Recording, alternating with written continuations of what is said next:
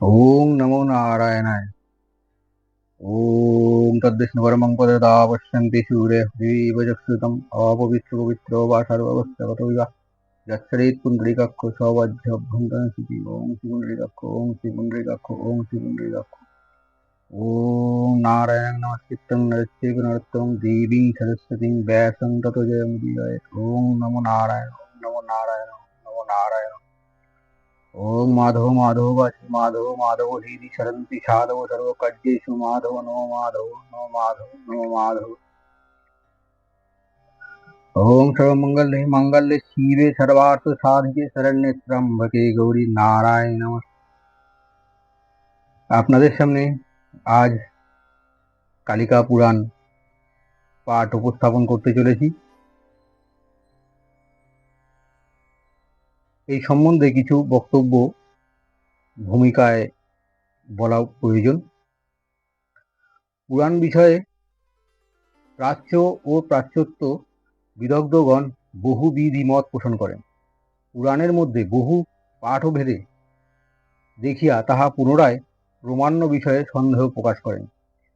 ওই সন্দেহ নিরাকরণের জন্য পূর্ব সুরীগণ যে যে পুরাণের প্রমাণ্য স্বীকার করিয়া গিয়াছেন, বর্তমান সময়ে তাহাই প্রমাণ বলিয়া মানিতে হইবে। কারণ কেবলমাত্র হইবে বহু অতীতকালে লিখিত গ্রন্থে প্রকৃত সর্ববাদী সম্মত নিঃসংশয়ে স্বরূপ নির্ধারণ এখন আর সম্ভবপর নহে। এজন্য সৃষ্ট পরিগৃহীত ন্যায়ে আশ্রয় গ্রহণ ব্যতীত উপায় নাই। পুরাণগুলির মধ্যে ভারতীয় সংস্কৃতির বহুমূল্য সম্পদ নিহিত আছে। কালিকা পুরাণ এইরূপ একখানি পুরাণ, যাহার প্রয়োজন বিশেষ বঙ্গদেশে অপরিহার্য। কালিকা পুরাণের বৈশিষ্ট্য: ইহাতে পৌরাণিক উপাখ্যান যাহা অন্য পুরাণে পাওয়া যায় তাহা ব্যতীত মন্ত্রোপদেশ, মণ্ডল নির্মাণ, পূজা পরিষ্ঠিত, বলিদান, কালী কবচ, দেবীতন্ত্র, কাত্যায়নী আবির্ভাব এবং রাম রাবণের যুদ্ধে শ্রী দুর্গার প্রবর্তনা, দেবী পূজা কর্তব্য, কামাখ্যা বিবরণ, কামাখ্যা পূজা, ত্রিপুরাতন্ত্র, কামেশ্বরীতন্ত্র, শারদাতন্ত্র, সংস্কার ও মুদ্রা কথন, ত্রিপুরার মন্ত্র রহস্য প্রভৃতি বহু যজ্ঞ ও পূজা বিষয়ে সন্নিহিত আছে। কালিকা পুরাণের প্রমাণিকত্ব: কালিকা পুরাণ উপপুরাণের মধ্যে গণিত। শিরোমণি রঘুনাথ ভট্ট মলমাসত্বের কুর্ম পুরাণের প্রমাণ উল্লেখে উপপুরাণের তালিকার মধ্যে কালিকা পুরাণ দ্বাদশ স্থান অধিকার করেছে। কালিকা পুরাণের উপপুরাণ হইলেও ভারতীয় পূজা পদ্ধতি অনুষ্ঠানে এই বিশিষ্ট স্থান অধিকার করিয়া আছে। শ্রী শ্রী দুর্গা পূজায় তিনটি ধারা প্রবাহিত: বৃহৎ নন্দিকেশ্বর, দেবী পুরাণ ও কালিকা পুরাণ। এই তিনটি পুরাণ অনুসারে শ্রী শ্রী দুর্গা পূজা ভারতের বিভিন্ন প্রদেশে অনুষ্ঠিত হইয়া থাকে। কুর্ম পুরাণের 18খানি উপপুরাণের তালিকায় কালিকা পুরাণের সংখ্যা দ্বাদশ। নিত্যোপচার পদ্ধতিতে কালিকা পুরাণের সংখ্যা দ্বাদশ। কুর্ম পুরাণের প্রমাণ রঘুনাথ ভট্ট স্মৃতি, কালিকা পুরাণ সংখ্যা দ্বাদশ। কুর্ম পুরাণের প্রমাণ মিশ্রিত সলঙ্কৃত বীর মিত্রদ্বয়, কালিকা পুরাণের সংখ্যা দ্বাদশ। কুর্ম পুরাণের শব্দকল্পদ্রুম উল্লেখিত কালিকা পুরাণের সংখ্যা দ্বাদশ। স্কন্দ পুরাণের অন্তর্গত সৌর সংহিতা পুরো উপপুরাণের তালিকার মধ্যে দ্বাদশ স্থানে কালিকা পুরাণ। স্কন্দ পুরাণের রেবা খণ্ডে উল্লেখিত উপপুরাণ সংখ্যার মধ্যে কালিকা পুরাণ দ্বাদশ। স্কন্দ পুরাণের রেবা মাহাত্ম্য ও উপপুরাণ সংখ্যার মধ্যে কালিকা পুরাণ দ্বাদশ স্থান।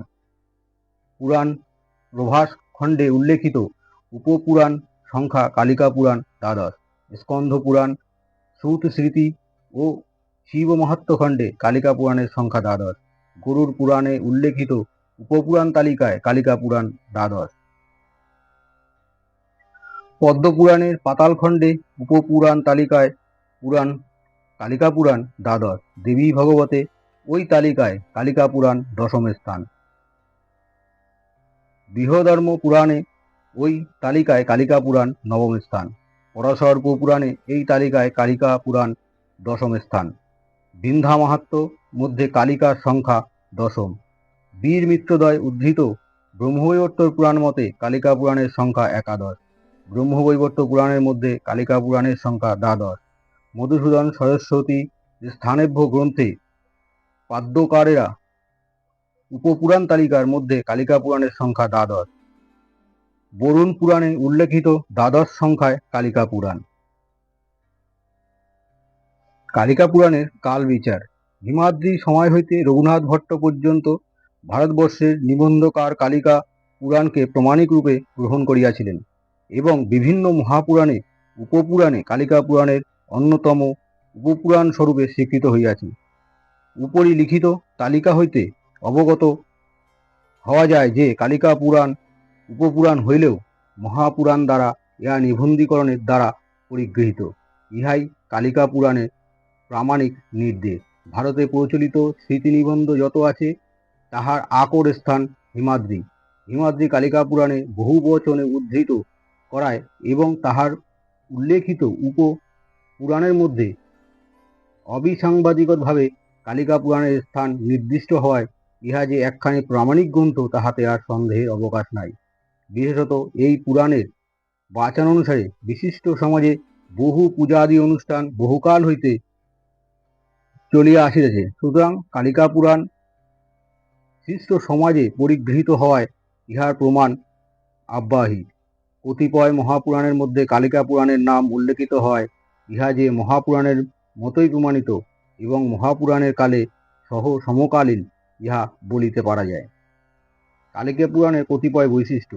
বঙ্গদেশে দুর্গার ধ্যান যাহা প্রচলিত আছে তাহা কালিকা পুরাণের 59তম অধ্যায়ে জটা জূট সমাযুক্তম অর্ধেন্দুকৃত শেখরম ইতি অল্প কিছু পাঠভেদে সহিত সমগ্র মন্ত্র উল্লেখিত আছে।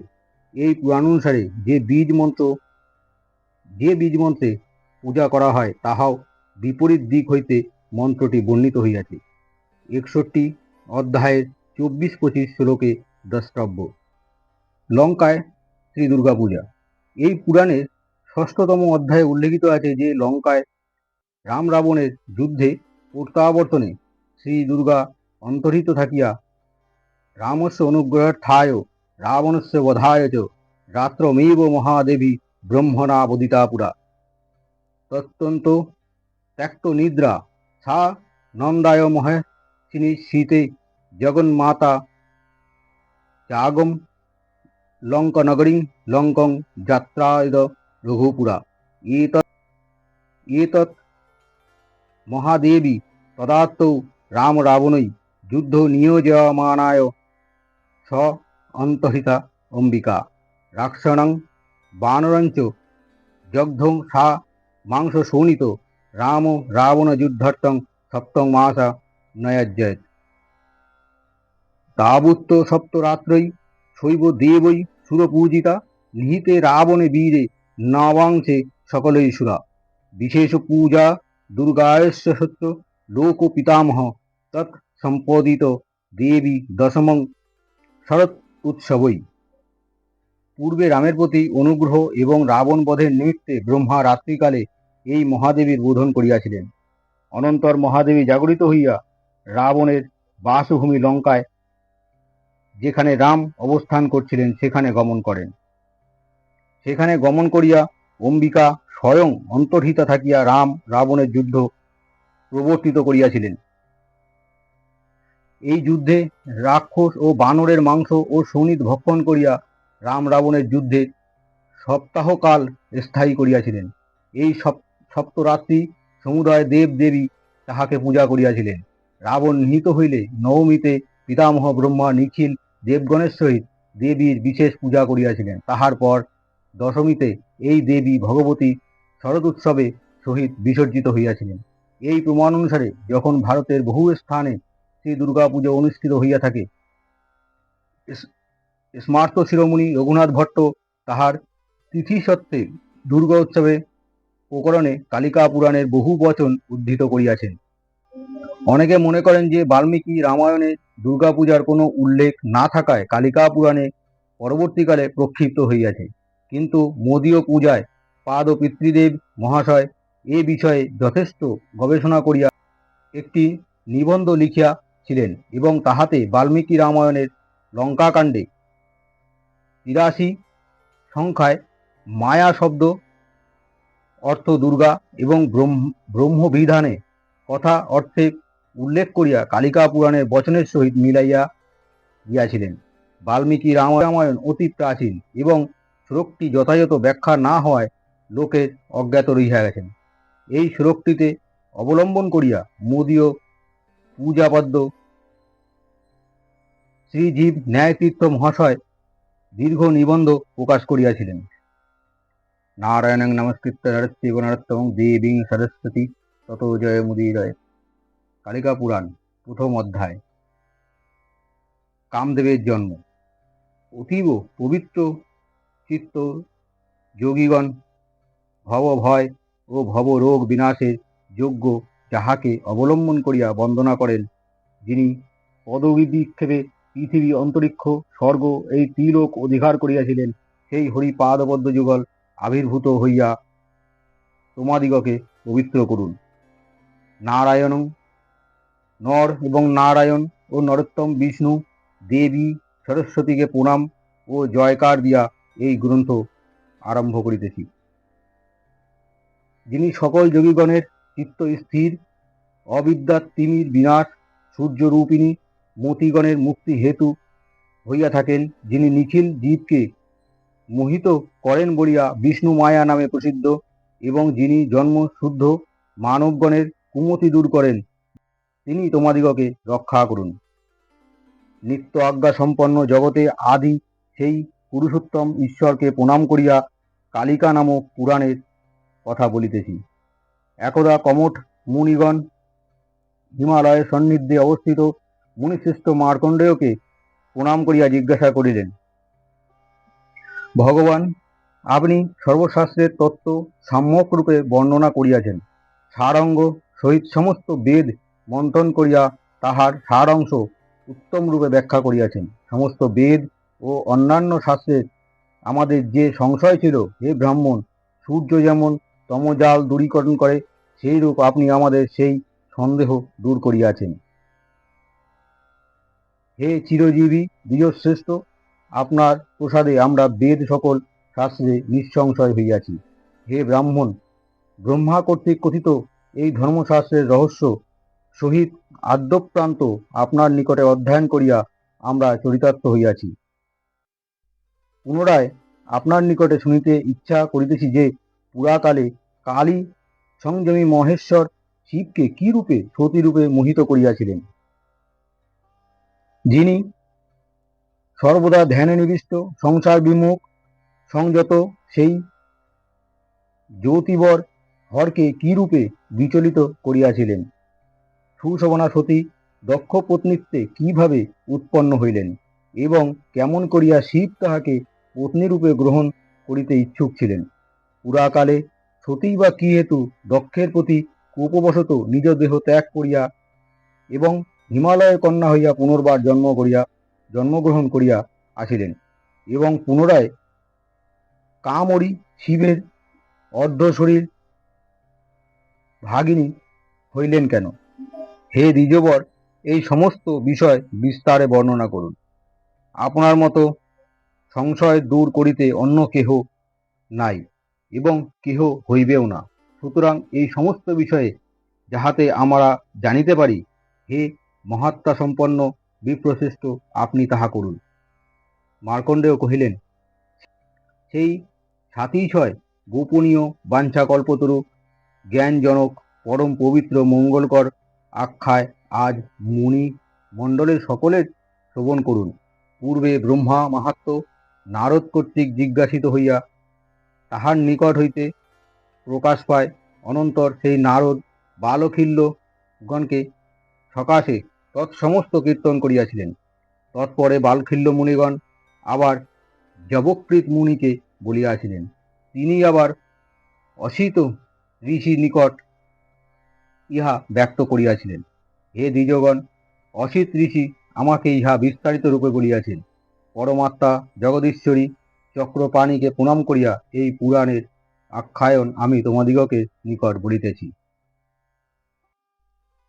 যিনি ব্যক্ত, অব্যক্ত, সৎ, অসৎ, স্থূল, সূক্ষ্ম ও জ্ঞান অজ্ঞান রূপে বিরাজমানা, যিনি নিত্য এবং নিত্য জ্ঞানরূপী নির্বিকার চৈতন্যময়, কাম, ক্রোধ, লোভ, মোহ, মাদ, মৎসর্য, এই ছয়টি ভীষণ তরঙ্গ যাহাকে আক্রমণ করিতে পারে না, যিনি সৃষ্টি স্থিতি প্রলয়কারী হইয়াও উদাসীন, সেই কালরূপী সর্বব্যাপক জগন্নিবাস বিশ্বরূপ ঈশ্বরকে প্রণাম করি। বেদাঙ্গ বক্তা যোগীগণ যাহাকে চিন্তা করেন, সেই হৃদয়ে অভ্যন্তরে অবস্থিত পরম জ্যোতির্ময় পুরুষকে প্রণাম করি। ভগবান লোকপিতামহ ব্রহ্মা তাহার আরাধনার ফলেই সুরাসুর, নর প্রভৃতি যাবতীয় প্রজা সৃষ্টি করিতে সমর্থ হইয়াছেন। বিধাতা দক্ষ প্রভৃতি প্রজাপতিগণকে সৃষ্টি করিয়া যখন মারীচি, অত্রি, অঙ্গিরা, পুলস্ত, পুলহ, ক্রেতু, বশিষ্ঠ, ভৃগু ও নারদ এই 10 জন মানব পুত্রের সৃষ্টি করেন, তখন তাহার মন হইতে এক পরম রূপবতী উত্তম রমণী আবির্ভূত হন। তিনি সন্ধ্যা নামে বিখ্যাত। এই সন্ধ্যায় স্বয়ংকালে অর্চিত হইয়া থাকেন। তাদৃশ সম্পূর্ণ গুণ শালিনী রমণী তৎকালে স্বর্গমর্ত পাতালে ছিল না, তৎপূর্বেই বা পরেও হয় নাই, হইবেও না। হে দ্বিজগণ, এই সন্ধ্যা স্বভাবত সুন্দরী, সুনীল, কুন্তলভারে বর্ষাকালীন ময়ূরীর ন্যায় বিরাজ করিতে লাগিলেন। তাহার আকর্ণলম্বিত অলকগুচ্ছ শোভিত অপাটল ললাটে ইন্দ্রধনু বা নবীন শশধরের ন্যায় শোভা পাইতে লাগিল। চকিত হরিণীর ন্যায় চঞ্চল প্রফুল্ল নীল কমল সন্নিহিত তদীয় নয়ন যুগল বড়ই শোভা পাইল। হে দ্বিজশ্রেষ্ঠ, তাহার স্বভাব চপল, আকর্ণ বিস্তৃত পরম রমণী ভুরু কৃষ্ণ ভুরু যুগল মদন সরজালে সাদৃশ্য, তিল কুসুম সাদৃশ্য তদীয় নাসিকা ভুরু মধ্যদয়ের অধোদেশে হইতে নিম্ন আহ্বকে আয়ত উন্নত, বুঝি ললাটের লাবণ্য অবিকর্ষবশত তাহা হইতে বিগলিত হইয়া নাসিকার রূপে পরিণত হইয়াছে। কামিজ মনোহর তদীয় বনমণ্ডল বিলম্ফ সম অধরাষ্টের অরুণ ক্রান্তিযোগে নিরাশ্রিত শোভা পাইতেছে, যাহার সৌন্দর্য লাবণ্য গুণে বনমণ্ডলে পরিপূর্ণ। চিবুকের নিকট আসিবার জন্য যেন তদীয় স্তন যুগল উদ্যম। হে বিপ্রগণ, তাহার সেই কমল কলিতাকৃত উরু জঙ্ঘ তীর ও পরস্পর সংযোগের স্থল শ্যামাগ্র স্তন যুগল দেখিলে মুনিরাও মোহিত হইয়া থাকেন। তাহার ত্রিবলী শোভিত ক্ষীণ কোটিদেশ এবং বাসনার ন্যায় মুষ্টিক গ্রন্থ তাহার কোটিদেশের সকলেই কামদেবের শক্তি বলিয়া মনে করিয়াছিলেন। কার্বকর প্রমাণ আনত করিকর সাদৃশ্য স্থূল মূল মন্থর গমনে পদযোগী নদীর সুকোমল উরুযুগল দীপ্ত পাইতেছিল। প্রফুল্ল কমল করুণ সুন্দর পাংশি বিরাজিত নদীর চরণোদয় কুসুম সরণীকর সাদৃশ্য অঙ্গুলিদয়ের সন্নিধে শোভামান হইতেছিল। সেই চারুদর্শন তনুলোমাবলী বিরাজিতা কৃষ্ণাঙ্গী স্নেহবদনা বিশাল নয়না চারুহাসিনী রমণী শ্রুপুটি শালী সুলক্ষণা সুন্দরীকে দেখিয়া বিধাতা মনে মনে ভাবিতে লাগিলেন। সেই বড় বর্ণিনীকে দেখিয়া দক্ষ প্রভৃতি প্রজাপতিগণ, ব্রহ্মার মারীচি প্রভৃতি মানসপুত্রগণ সকলেই নিতান্ত উৎসুক হইয়া ভাবিতে লাগিলেন, এই বড় বর্ণিনী সৃষ্টির মধ্যে কি করিবেন, কাহারই বা হইবেন? ইহাই তাহারা সকলে উৎসুকভাবে ভাবিতেছিলেন। হে মুনিবর, ব্রহ্মা এই রূপ চিন্তা করিতে লাগিলে কাঞ্চন চূর্ণবৎ পীতাম্বর্ণ এক মনোহর চঞ্চল পুরুষ তাহার মন হইতে আবির্ভূত হইয়া নিঃসৃত হইলেন। তাহার বক্ষস্থল পিবর, নাসিকা চারু, উরু কোটি জঙ্ঘ, সৌবৃত্ত কুণ্ডলাভর, নীল কুঞ্চিত ভুরু সংলগ্ন পরস্পর সংলগ্ন মুখমণ্ডল পূর্ণচন্দ্র সাদৃশ্য, তাহার সুবিশাল বক্ষস্থল লোমবলি শোভিত, বাহুযুগল ঐরাবতাকার, তীর ও সুবৃত্ত, করতল চক্ষু মুখ পাদতল ও নখশ্রেণী আরক্তবর্ণ। তাহার এই ক্ষীণ কটিদেশে মনোহর দন্তপঙ্ক্তি, মত্ত হস্তির ন্যায় গমন, প্রফুল্ল কমলবৎ লোচন, বকুল পুষ্পের ন্যায় গাত্র সৌরভ। তিনি কম্বুগ্রীব উন্নতাকার, মীনকেতু মকর বাহন, পুষ্পময় পঞ্চস্বরে ও সুকুসুমাত্ম শোভিত সেই কামনীয় পুরুষের স্বীয় নয়ন যুগল ঘুরাইতেছিলেন।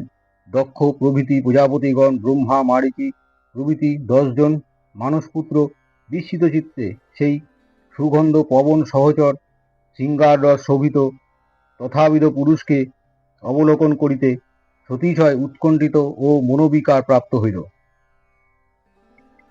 সেই পুরুষ সৃষ্টিকর্তা জগৎপতি বিধাতাকে দেখিয়া প্রণামপূর্বক বিনম্র বচনে বলিতে লাগিলেন, হে ব্রাহ্মণ, আমি কোন কার্য করিব? আমি যখন পুরুষ তখন কার্য করাই আমার পক্ষে উচিত। অতএব হে বিধাতা, আমাকে প্রশস্ত ন্যায্য কার্যে নিযুক্ত করুন। হে লোকেশ, আমার অনুরূপ নামধাম ও পত্নী করিয়া দিন, যেহেতু আপনি জগতের সৃষ্টিকর্তা। মার্কণ্ডে বলেন, ব্রহ্মা সেই মহাত্মা পুরুষের একবিধ বাক্য শ্রবণ করিয়া লক্ষণ কাল মৌনভাবে রইলেন।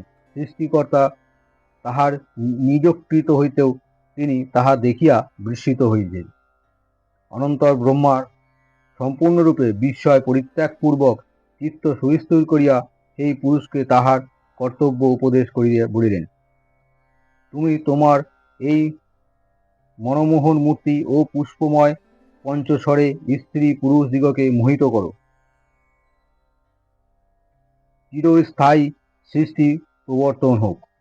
দেব গন্ধর্ব কিন্নর সর্প দৈত্য দানব বিদ্যাধর রাক্ষস যক্ষ পিশাচ ভূত বিনায়ক গুহক সিদ্ধ মনুষ্য পশু পক্ষী মৃগ কীট পতঙ্গ এবং জলজ প্রাণীগণ সকলেই তোমার সারভ্য হইবে।